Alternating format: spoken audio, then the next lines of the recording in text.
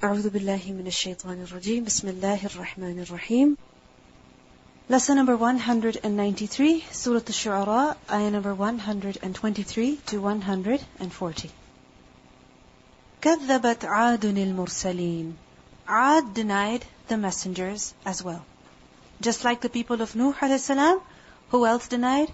The people of Ad. Who did they deny? All of the messengers. And the people of Ad, who were they? The people of Ad were the children of Iram bin Sam bin Nuh. So they were the descendants of who? The survivors of the flood. They were the descendants of Nuh alayhi salam. And Nuh alayhi salam and those who were with him, the believers, they are the ones who survived the flood. So what do we learn? That the people of Ad were actually the descendants of who? Believers. But again, what happened amongst them? Many wrong things started. So Allah subhanahu wa ta'ala, He fulfilled His promise. And who did He send? A messenger to them. إِذْ قَالَ لَهُمْ أَخُوهُمْ هُودٌ. When their brother Hud said to them, what did he say to them? أَلَا تَتَّقُونَ. Will you not fear Allah? Will you not have fear of Allah? So what do we learn? He gave the same message to the people. As mentioned earlier, all of the messengers brought the same message. They came with the mission to instill the fear of Allah in the hearts of people. Whether it was Nuh alayhi salam, or Hud alayhi salam, or Salih alayhi salam, or Muhammad sallallahu alayhi salam. All of the messengers came with the same message. If you look at it, earlier we learned about how Musa alayhi salam introduced Rabbul Alameen to the people. Fear of Allah, taqwa of Allah, how does a person develop that? With the recognition of Allah. So why did He describe Rabbul Alameen to the people? So that people would know who Allah is. And only when they would know who Allah is, then they would be able to obey Him.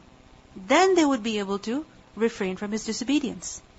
On the other hand, Ibrahim a.s. also did the same thing. He introduced to the people who Rabbul Alameen is. Why? So that people develop taqwa of Allah. So إِذْ قَالَ لَهُمْ أَخُوهُمْ هُودٌ أَلَا تَتَّقُونَ. Will you not have fear of Allah? In this is a lot of warning. When does a person say to you, don't you fear God? When you're doing something wrong. And when they say it to you like that, immediately you wonder about what you're doing. So, أَلَا تَتَّقُونَ. إِنِّي لَكُمْ. Indeed, I am to you, رَسُولٌ أَمِينٌ. A trustworthy messenger. I'm faithfully conveying the message which Allah subhanahu wa ta'ala has delivered to me. So if I am faithfully conveying it to you, what is your responsibility? To accept it as well. And you know my reputation. I'm not a person who lies. I'm not a person who cheats. So if you can trust upon me with regards to worldly matters, then how can you not trust upon me with regards to religious affairs? فَاتَّقُوا اللَّهَ. Therefore fear Allah. وَأَطِيعُونِي. And obey me as well. Why? Because I'm a trustworthy messenger. And I'm conveying to you not something that is of my own desires, but rather I am conveying to you whatever my Lord has told me. Therefore, وَأَطِيعُونِي. And He said the same thing as Nuh alayhi salam, that وَمَا أَسْأَلُكُمْ عَلَيْهِ مِنْ أَجْرٍ. And I do not ask you for it any payment, any reward. Why? Because in أَجْرِيَ إِلَّا عَلَى رَبِّ الْعَالَمِينَ. My payment is only from the Lord of the worlds. What do we see? That all of the messengers, they had well-wishing. They were sincere. They did not have hidden agendas. They did not desire any personal benefit, personal gain from delivering the message to the people. In fact, they suffered great losses. If you look at it, the Prophet ﷺ, since he started spreading the message amongst the people, what happened? He suffered so much opposition. He lost his family, he lost his friends, he lost his connections, and he suffered from a boycott for 3 years, him and the rest of the believers. What does that show? His sincerity. What does that show? His honesty. That he is not here to make money. He is not here to deprive you of your worldly possessions. No, he's here to benefit you. And the evidence of that is that look at how much he's suffering for this cause. We see that Fir'aun, what did he say about Musa alayhi salam? That he has come to evict you from your land. This is what he said to his people. He has come to take over this land of yours. Whereas Musa a.s. never ever said that to the people. The prophets of Allah, they showed their loyalty to the people, their honesty to the people, their truthfulness to the people, by saying that I do not demand from you any ajr. Because my ajr is only upon Allah. Only He can give me. I'm working for Him. Now the people of Ad, they have been mentioned many, many times in the Quran.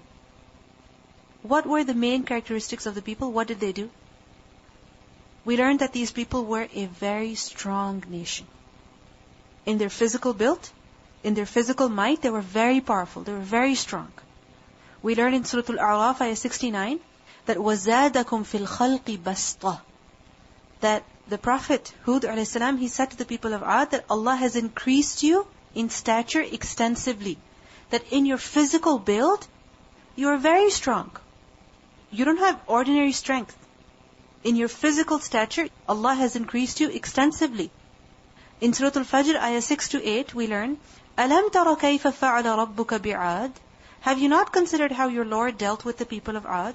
إِرَمَ ذَاتِ الْعِمَادِ, Iram, who had lofty pillars, الَّتِي لَمْ يُخْلَقْ مِثْلُهَا فِي الْبِلَادِ, the likes of which whom had never been created in the land.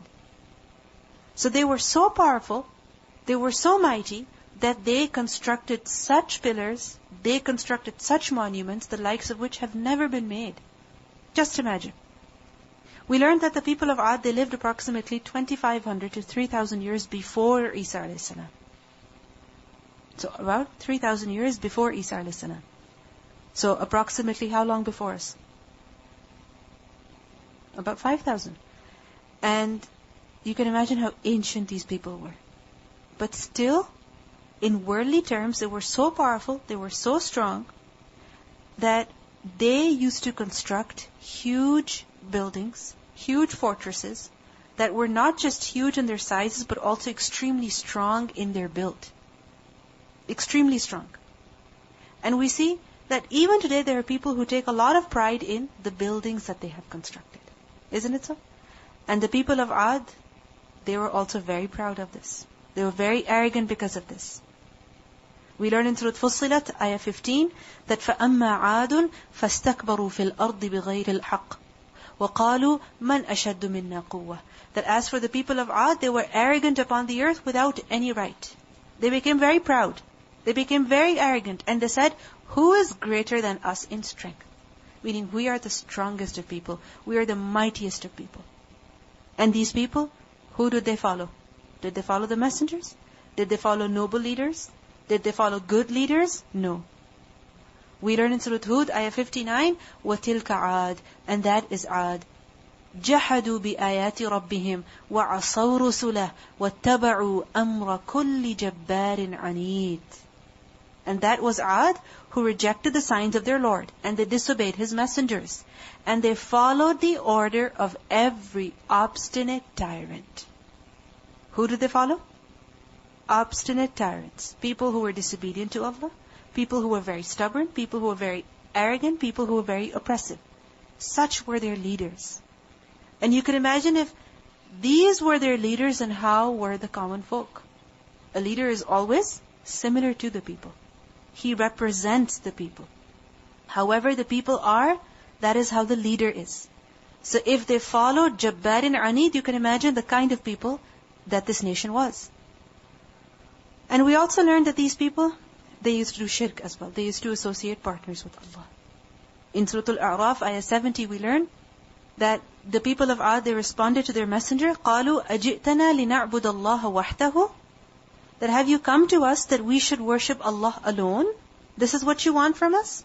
وَنَذَرَ مَا كَانَ يَعْبُدُ آبَاؤُنَا, and you want that we should leave all those gods that our forefathers would worship?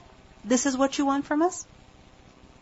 So what do we learn? That these people were very mighty in worldly terms. And that made them very arrogant. That made them extremely corrupted people. And this corruption was not just in the way that they dealt with one another, that they were oppressive, they were obstinate, they were tyrannical, but at the same time they also had a lot of religious corruption, that they were also involved in shirk. So this is why Allah subhanahu wa ta'ala sent a messenger to them in order to guide them. And He told them to fear Allah and obey Him, but at the same time, He emphasized on one more thing. And what was it that He emphasized on? That these people, they used to build a lot of lofty structures, as I mentioned to you, which made them very proud and arrogant. So He criticized them in that respect. And He said to them, أَتَبْنُونَ, do you all construct? Tabnuna from the root letters? Banunya. Bunyan. What is a bunyan? Building, foundation, construction. So, أَتَبْنُونَ, do you all build, do you all construct, بِكُلِّ رِيعٍ, on every elevation, ayatan, a sign? Rear is from the root letters Ra, Ya, Ain.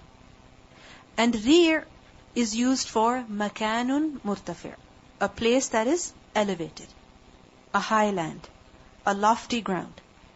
Such a place that is visible from a distance. We're not talking about a building, but we're talking about a place that is elevated. Like a mountain, okay?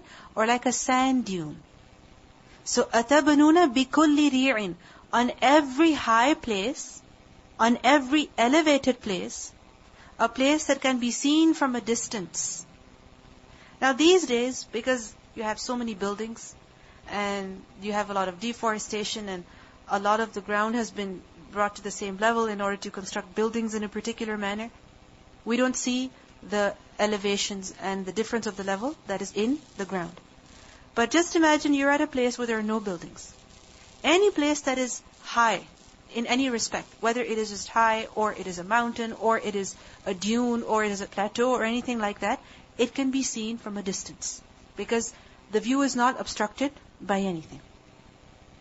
So the people of Ad, what would they do? That they would construct on every rear, on every high place, ayatan. What is an ayah? A sign. So ayah over here refers to a building that was for the purpose of show only. Ayah. That's just supposed to mark the superiority of these people, mark the wealth of these people. It was an evidence for their wealthiness, an evidence for their architecture, an evidence for their great minds and technology that they possessed. So ayah is what? A building, a structure that they would make as a monument only. As a monument only. Buildings are built for various purposes. Like, for example, one building is built as a residence. Somebody lives over there. Another is, let's say, as a store, as a shop. You sell things over there. Another is for the purpose of some work. Another is for guests. Another is for travelers. Buildings are built for various purposes. But some buildings, some structures, they're only built for the purpose of show. Nobody lives there. Nobody comes and works there. Nobody comes and just stops by over there to get some rest. Like, for example, if it's on a highway, people can stop, they can rest, and they can continue with their journey. So these people, they would construct structures. Why? Only for the purpose of ayah. Only as monuments. And where would they build them? On every rear, on every high place. Ta'bathun, you indulge frivolously. You amuse yourselves only. Ta'bathun is from the root letters Ain Basa. And remember Abbas? What is Abbas? An action that is purposeful, that is done for no reason. You understand? A purposeful action done for no reason. Like, for example, you cook. Why? To throw the food away. Similarly, these people, they were building houses, building great buildings, building lofty, dazzling structures, sturdy structures. Why? Why? For no purpose.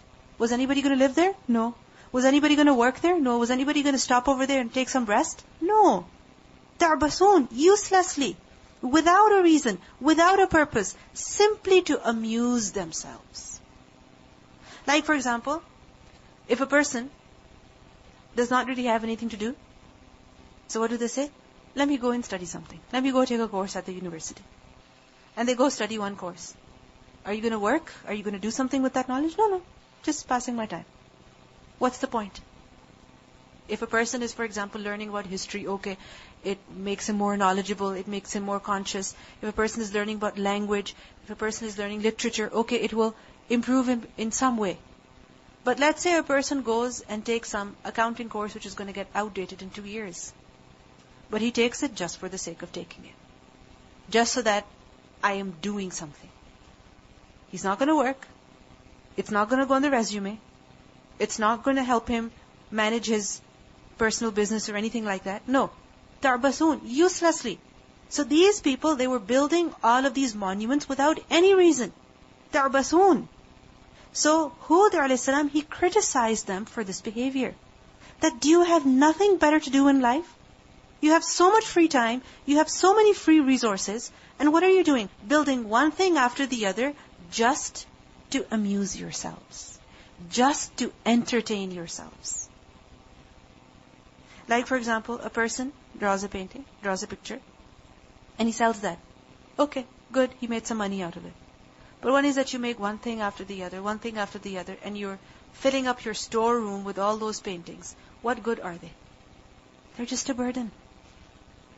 Similarly, a person has a lot of things that people keep for the sake of keepsake, memory.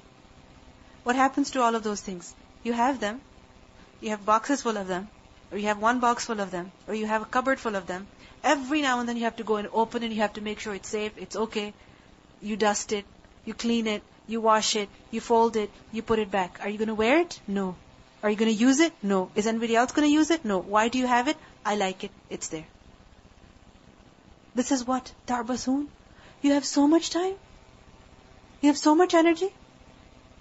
You have so much time to do all of this, and things that are so important, you have no time for them. So Hud alayhi salam criticized them that what are you doing? You're wasting your lives. Allah did not give you all of these resources that you make one thing after the other. You look after one thing after the other, and this is how you spend your life. No. أَفَحَسِبْتُمْ أَنَّمَا خَلَقْنَاكُمْ عَبَثًا وَأَنَّكُمْ إِلَيْنَا لَا تُرْجِعُونَ. You have a purpose in life. Fulfill that purpose. So they were constructing all these buildings in vain. Not because they needed them, but simply for the purpose of entertaining themselves. Simply for the purpose of amusing themselves. Just to please themselves. Just to get some pleasure. Like for example, people, they look at their memory box and they just get a lot of pleasure. They put those things back and their children cannot wait to throw all that junk out. Or their relatives feel that it's all junk. It's a huge burden. They will open the stuff. They will look at all the stuff. They will put it back. And they will put it away. Ta'basun. A waste of time. وَتَتَّخِذُونَ. And you all take for yourselves مَصَانِعَ. Palaces. لَعَلَّكُمْ تَخْلُدُونَ. That you might abide eternally. تَتَّخِذُونَ مَصَانِعَ. You make مَصَانِعَ. مَصَانِعَ is a plural of مَصْنَعَ. And مَصْنَعَ from the root letters صاد, نون, عين. مَصْنَعَ, مَفْعَل is a place of sunnah. A place that has been built. A place that has been constructed. And remember that sana'a is to build something, to make something skillfully. Perfectly, with skill.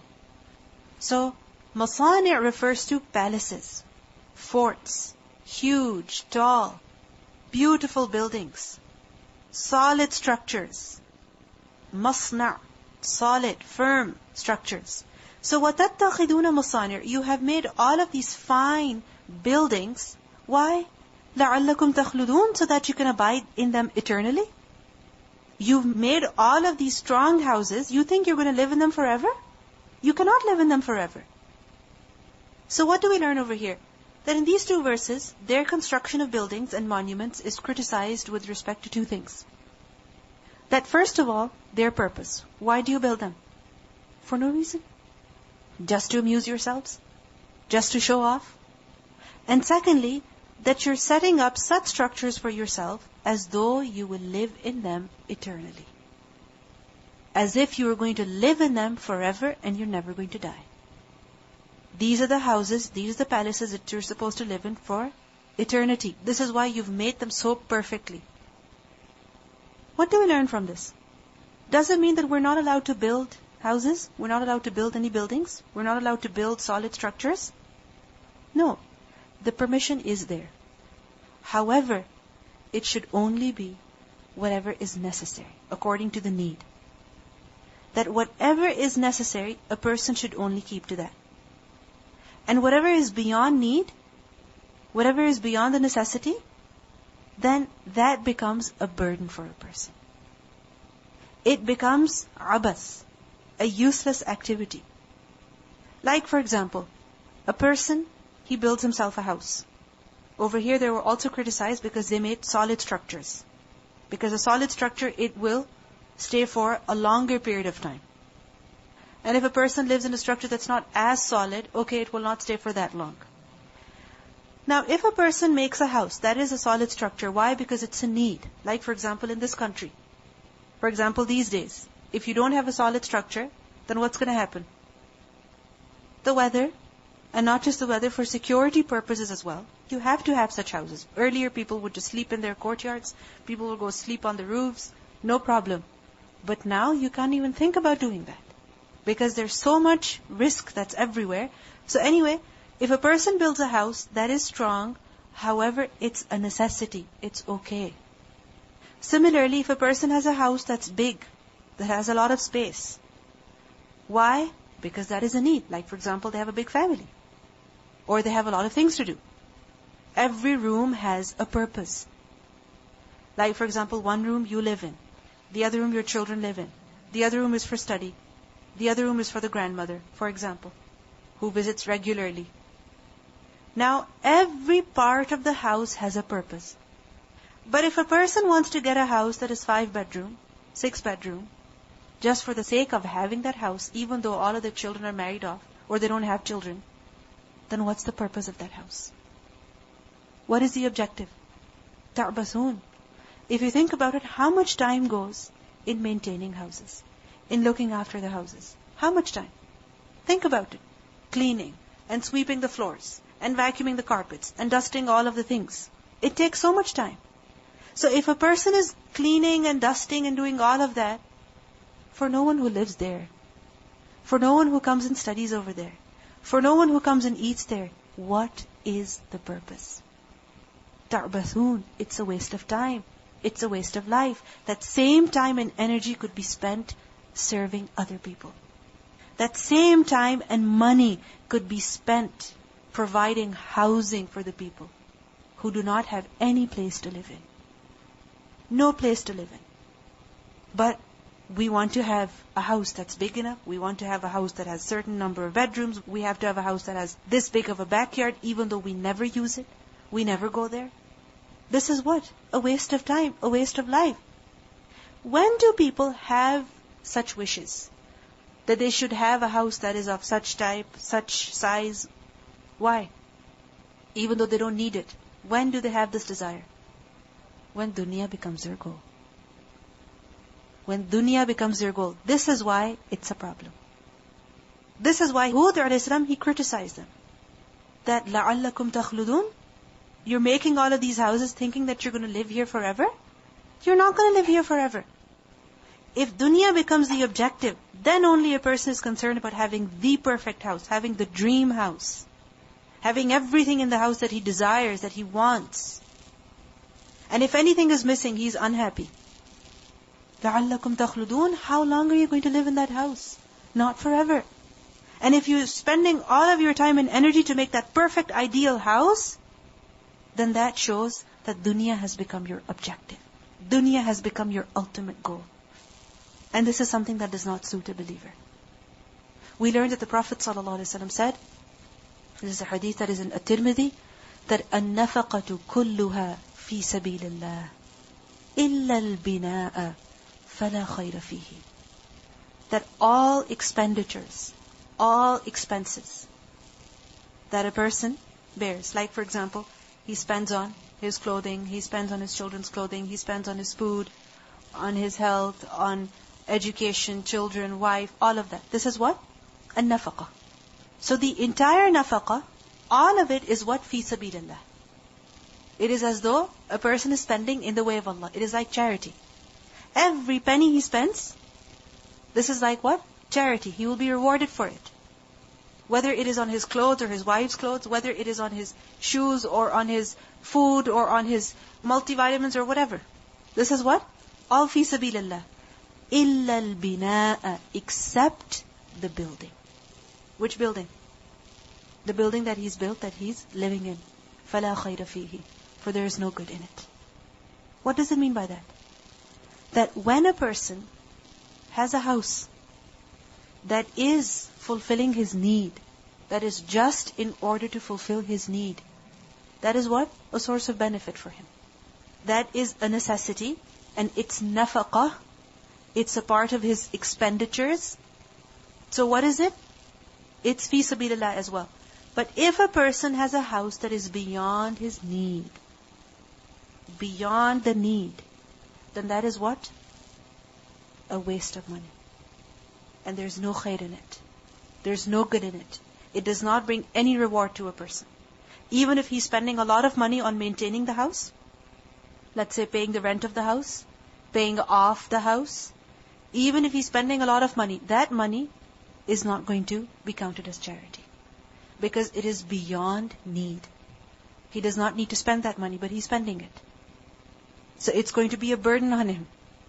Similarly, we learn from another hadith that every building is a misfortune for its owner. Every building is what? A misfortune for its owner. Except what cannot. Except what cannot. Meaning except that which is essential. Meaning except that building which a person cannot do without. So for example, if a person has a house, he's living in it. Every part of the house, he's utilizing it, he's using it. And a part of the house, let's say, is beyond the need. He does not need it, but he just has it for the sake of showing off. For the sake of saying that I live in this area, and I have a house that is of this much square footage. Then that is what? A misfortune for him. A burden for him. So what do we learn? Having a house, constructing a building, this is not something forbidden. However, it should only be in order to fulfill your needs. Unfortunately, for many of us, many young people, many young married people, what is their goal? Buying a house. And buying a house that is at a certain location, that has certain features in it. And because we still don't own a house, we don't think we can buy a house in the next 10 years even, we feel we're so unfortunate. Whereas the fact is that if a person has a house that is beyond the need, then that is what? Misfortune for him. Similarly, sometimes what happens, especially women, we become very excessive in decorating the house, in setting up the house. And I remember when I got married and I got my house, I remember that everything that I was putting up, I was thinking, what's the purpose? Like for example, especially when you move into your house, people give you a lot of gifts, artwork, decoration pieces. And everything felt like such a burden because I would think, okay, I'm going to have to dust this. I'm going to have to clean this. I'm going to have to maintain this. I'm going to have to look after this. It's going to take so much of my time. I don't have that much time. Because if I spend time dusting all of these crystal pieces and decoration pieces, I won't have time to open up the dictionary and look at the meaning of a word. I won't have the time to look up a Tafseer book or listen to a lecture or prepare for the class. I won't have time to do that. So everything that I was putting up, I analyzed it very critically. What is the purpose? Do I really need it? Can I do without it? And if anything was without a purpose, I got rid of it. I did not keep it. I remember even the pictures that I put up, they were all, like for example, one has Surah Al-Fatiha, one has a dua on it, so that every time I see it, it reminds me of something. It's not just beautiful artwork by which I get very impressed by my choice, and I get very impressed by, oh, what a beautiful gift it is, and what an excellent piece of art it is, and I get distracted by it. Because I remember that in one of the books I had read, Ibn al-Qayyim, he wrote in his book, Zadul Ma'ad, the Seerah of the Prophet ﷺ, the section on that, he wrote about the possessions of the Prophet ﷺ, what he owned. And I remember when I read it, I was so amazed. Basic bedding, basic vessels from which he would eat, basic things that he needed in order to survive, like for example a shield. And I was thinking that because our houses are so full of stuff, what happens? Our time goes in just looking at the things. Isn't it so? Think about it. Sometimes you're sitting on the sofa and you're looking at your cushion cover and you're looking at the pattern on it. How much time goes in that? You're looking at the wall, you're looking at one piece of art, the other piece of art, you're looking at the light, you're looking at this, you're looking at that. So much time goes in that. If there were only a few things that were necessary, very necessary, then wouldn't that help you save time? Wouldn't it? Of course it would. Similarly, we have stuffed our house with so many things that in order to get from one place to the other, we have to go around the stuff. We have to keep on adjusting ourselves. We should keep our houses such that help us achieve our purpose. Not that they become a burden for us, that our lives are being spent serving the houses. No, it should not be like that.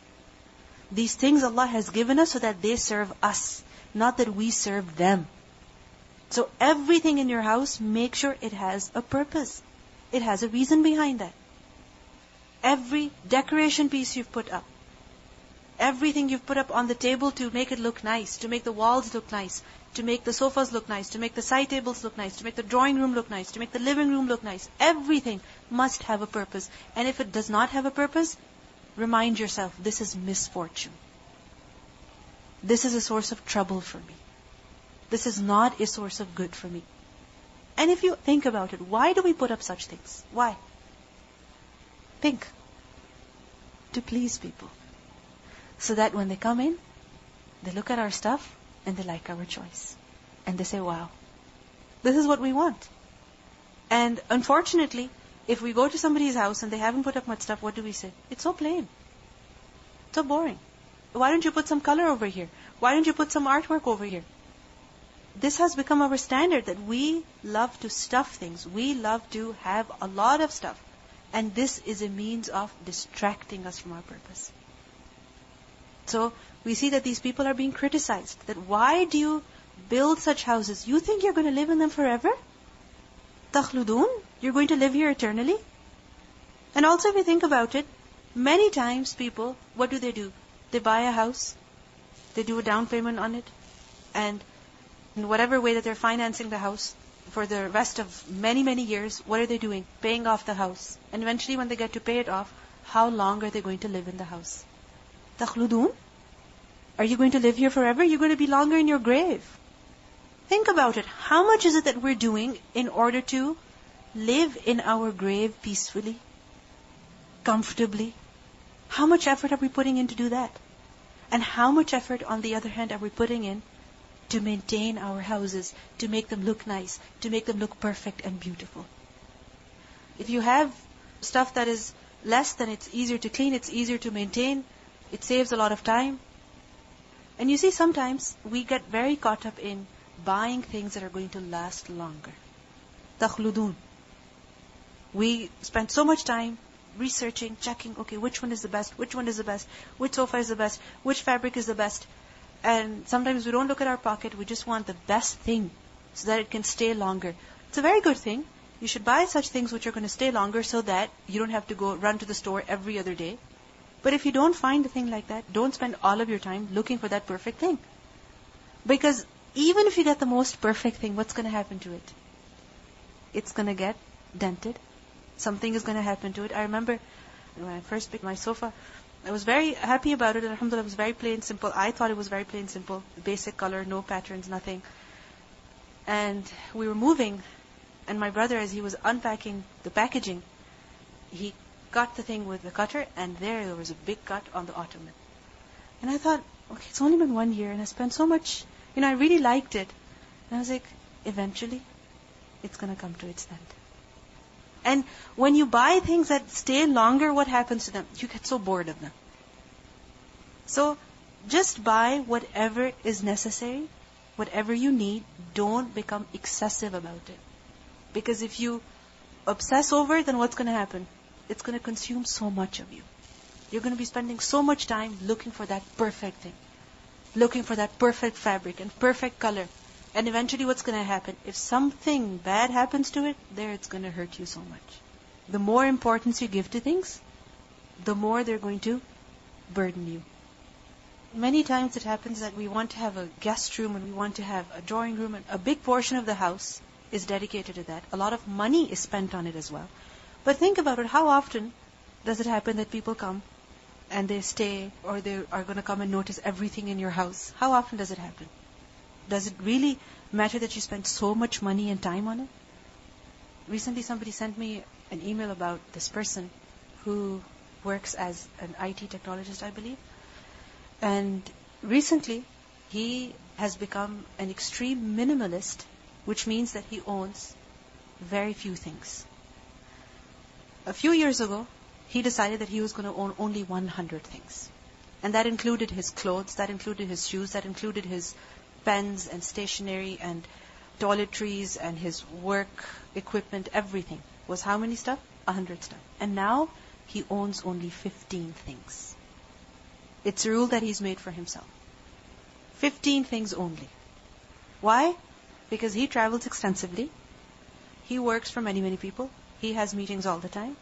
He works all the time. He's going from one place to the other. And because of that, he has to keep his stuff very, very limited. And he's saying that whenever I need something, the world is such today that whatever you need, you can get it immediately, instantly. You don't have to own it. Isn't it so? And you can always borrow from your friends. You can always go somewhere and get the thing that you need without buying it, without having the trouble to own it, keep it in your name, and then have a part of your house that is spared for storing that particular object. When we buy things, what happens? You have to have a place of the house that is dedicated for that thing. And then you have to have a place in your house that is dedicated for keeping its box, then keeping its papers and all of that. He says everything is available online. Everything you can find in this world. You don't have to own things in order to use them. And because of that, he has become so productive. But what is the problem with us? That we want to own our stuff. We want to have this feeling of ownership. Or the thing's going to leave you. Yes. Either you are going to leave the house or the things are going to leave you. And many times we keep things thinking, I need them. What if I need them? And for many, many years we don't use them. So every now and then, we should keep going through our stuff and think, am I using this? If I have not used this in the past 1 year, that means I don't need it. And if I don't need it, I should not burden myself with this thing. Get rid of it. Give it to someone else who can use it, who can benefit from it. And my time should go into something that is more important. That when you have too many things around you, it's going to clutter your brain as well. It's going to clutter your thinking as well. You won't be able to think straight. You won't be able to think properly, clearly.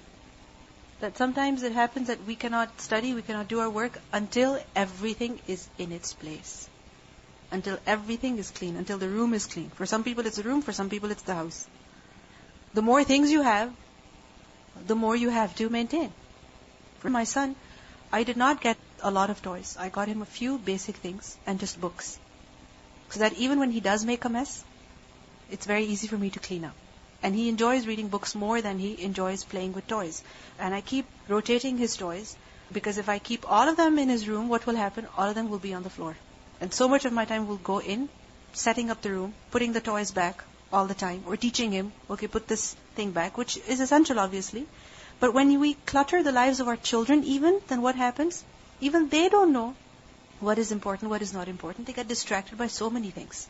So we need to declutter our lives, reduce our belongings, and only keep that which is necessary. وَإِذَا بَطَشْتُمْ, and when you strike, بَطَشْتُمْ جَبَّارِينَ, you strike as tyrants. He admonished them further, that because of their arrogance, whenever they did attack people, how would they attack? As jabbarin. Batashtum from batsh. And batsh is to attack someone with violence. It is to seize someone with ghalbah and quwwah, to take something by force. So when you do attack someone, when you do strike someone, when you do get hold of someone, how do you do that? Batashtum jabbarin. You do it as tyrants, as people with no mercy, showing no mercy, no affection at all.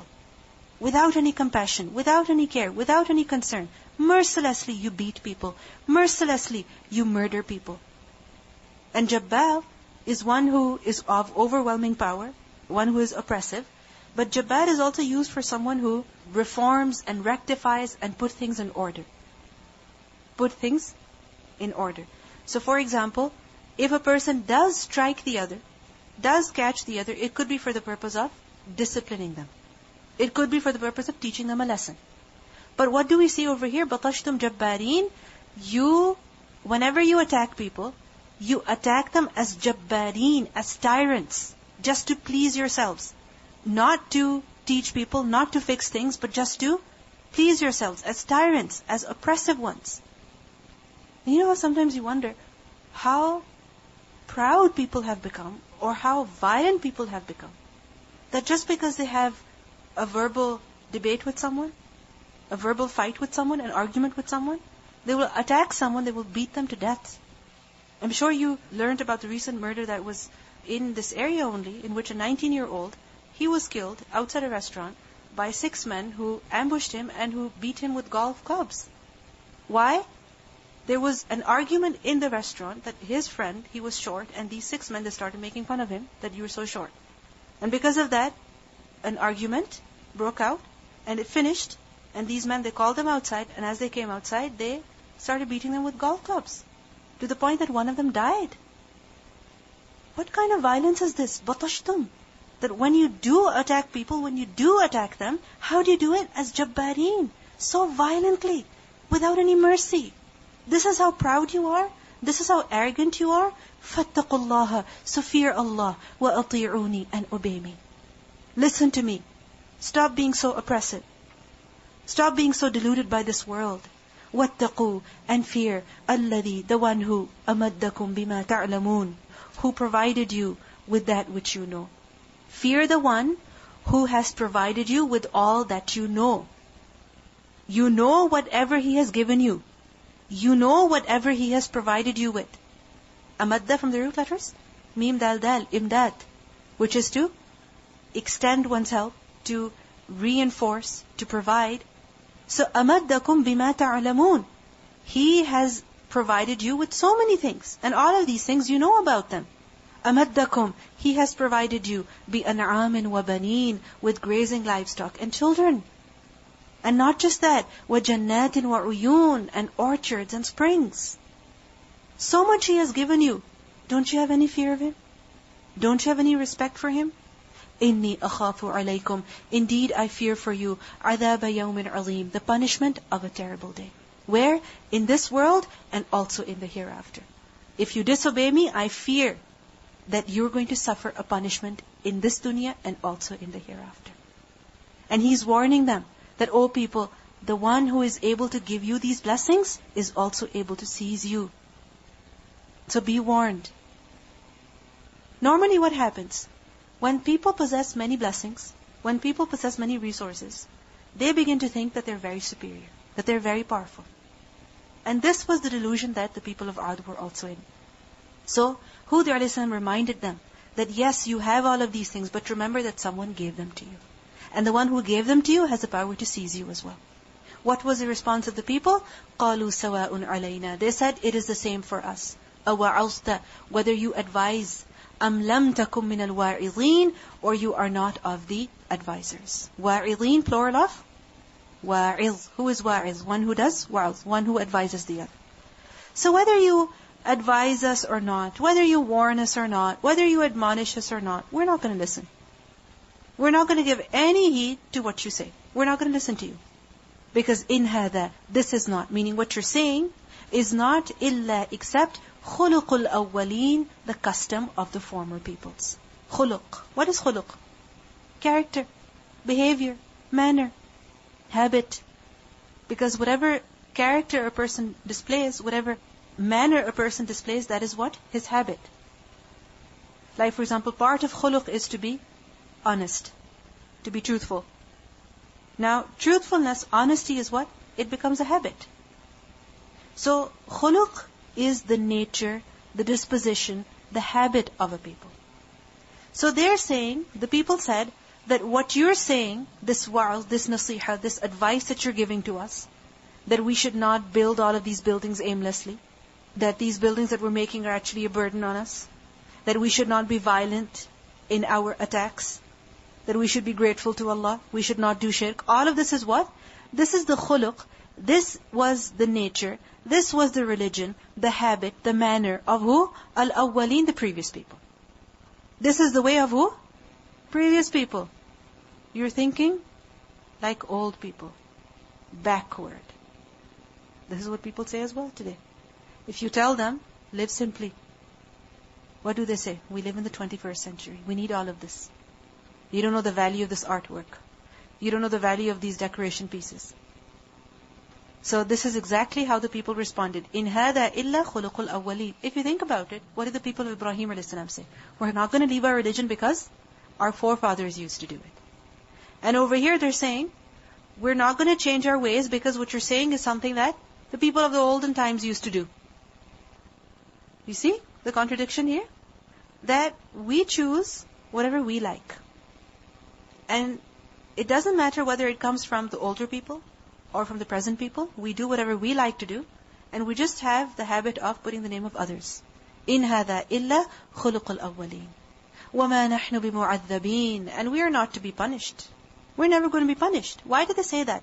Why were they so confident about this? That we have so much dunya. We have so many orchards, so many gardens, so much power, so much wealth, so many children. We're so powerful, so mighty, so strong. And that means Allah loves us. He's happy with us. Because if He was upset with us, He would not give us so much. So وَمَا نَحْنُ بِمُعَذَّبِينَ. We're never going to be punished. We're never going to be punished in this dunya or in the hereafter. Whatever you're saying is all backward. There's no reality to it. Even today, when you tell people about the hereafter, when you warn them about the punishment of the hereafter, what do they say? Stop talking about all of this. Don't be so backward. فَكَذَّبُوهُ. So they denied Him. فَأَهْلَكْنَاهُمْ. So we destroyed them. أَهْلَكْنَاهُمْ. One word. That's it. فَكَذَّبُوهُ فَأَهْلَكْنَاهُمْ. We did not even spare them. إِنَّ فِي ذَلِكَ لَآيَةٍ. Indeed, in that, there is surely a sign. وَمَا كَانَ أَكْثَرُهُمْ مُؤْمِنِينَ. But still, most of them are not believers. When it was established that these people were not going to believe, what happened to them? They were destroyed. In Surah An-Najm, ayah 50, we learn, وَأَنَّهُ أَهْلَكَ عَادًا الْأُولَى. And it is He, meaning Allah subhanahu wa ta'ala, who destroyed the first people of Ad. And how were they destroyed? By a violent wind. In Surah Al-Ahqaf, ayah 25, we learn about this wind, that تُدَمِّرُ كُلَّ شَيْءٍ بِأَمْرِ رَبِّهَا فَأَصْبَحُوا لَا يُرَى إِلَّا مَسَاكِنُهُمْ. Destroying everything by the command of its Lord. And they became so that nothing was seen of them except their dwellings. Each and every one of them was destroyed. We also learn in Surah Al-Haqqah, ayah 6 to 8, that وَأَمَّا عَادٌ فَأُهْلِكُوا بِرِيحٍ صَرْصَرٍ عَاتِيَةٍ. And as for Ad, they were destroyed by a screaming violent wind. Screaming violent wind. سَخَرَهَا عَلَيْهِمْ سَبْعَ لَيَالٍ وَثَمَانِيَةَ أَيَّامٍ حُسُومًا. Which Allah imposed upon them for 7 nights and 8 days in succession. Just imagine. They were so proud of themselves. We are so stable. Our economy is so stable. We're never going to perish. We're never going to suffer from a decline. And they built one structure after the other.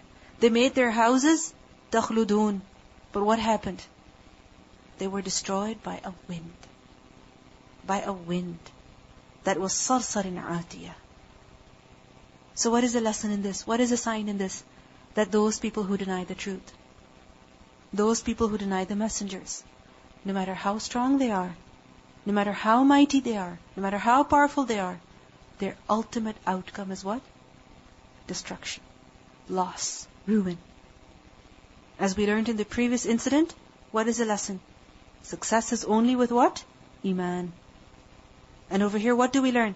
That no matter who a person is, no matter how strong he is, if he does not have Iman, if he disobeys, if he disbelieves, if he denies the truth, then his ultimate end is ruin and destruction. وَإِنَّ رَبَّكَ. And indeed your Lord, لَهُوَ الْعَزِيزُ الرَّحِيمُ. He is the exalted in might, the merciful. Who is He mighty against? Those people who show arrogance. Those people who become proud. Those who refuse to submit. And He is also Ar-Rahim. Towards who? Those who humble themselves. Constantly there is a warning. Allah is mighty and He's also merciful. Recitation? This is so unfortunate in ayah number 136 that where the people responded to Hud alayhi salam, that سَوَاءٌ عَلَيْنَا أَوَعَظْتَ أَمْ لَمْ تَكُ مِنَ الْوَاعِظِينَ. We're not going to listen to you, no matter what you tell us. And sometimes, unfortunately, we have also made up our minds, this is something I'm not going to do. This is something I'm not going to listen. No matter what is said, no matter how I'm told, I'm not going to do this. We've made up our mind from before. And so what happens? No matter what evidence is given, no matter how it is explained to us, we don't accept it, we don't change ourselves. Who are we depriving? Ourselves. Sometimes if our parents are advising us with regards to something, friends are advising us, or some aunties are advising us, what is our reaction? Don't listen to what they're saying. They're just stuck in their old ways. They just can't get out of them. And this is why they keep telling us, إِنْ هَذَا إِلَّا خُلُقُ الْأَوَّلِينَ. Something that we don't like to do, what do we say? This is the way of the old people. We're not going to do it. We're not going to listen to it. What should we do actually? We should analyze what the person is saying. Is it beneficial for me? Is it harmful for me? If it's good, take it. If it's not good, you don't have to take it. We see that Dawood alayhi salam, he accepted the judgment of Sulaiman alayhi salam, although Sulaiman alayhi salam was younger than him. So, we should never think that, oh, it's coming from this person, it's coming from our parents, it's coming from that auntie, it's coming from that person who doesn't have a good taste, who doesn't have any life, therefore don't listen to them. No. Don't look at who it is. See what they are telling you. And then take it or leave it based on that. We see in all of these incidents that how the name of Allah subhanahu wa ta'ala, His attribute Al-Aziz and Al-Rahim, it is demonstrated, it is shown that He is mighty, He is powerful, He can send the punishment immediately on the people, but it's out of His mercy that He sends guidance to them. He gives them a chance first. And when they don't listen, then it shows His might. How He deals with them, how He punishes them, how He rescues the believers. And in the way He rescues the believers, again there is mercy. So the names of Allah, Al-Aziz and Al-Rahim, they're very relevant to all of these incidents. سبحانك اللهم وبحمدك نشهد أن لا إله إلا أنت نستغفرك ونتوب إليك. السلام عليكم ورحمة الله وبركاته.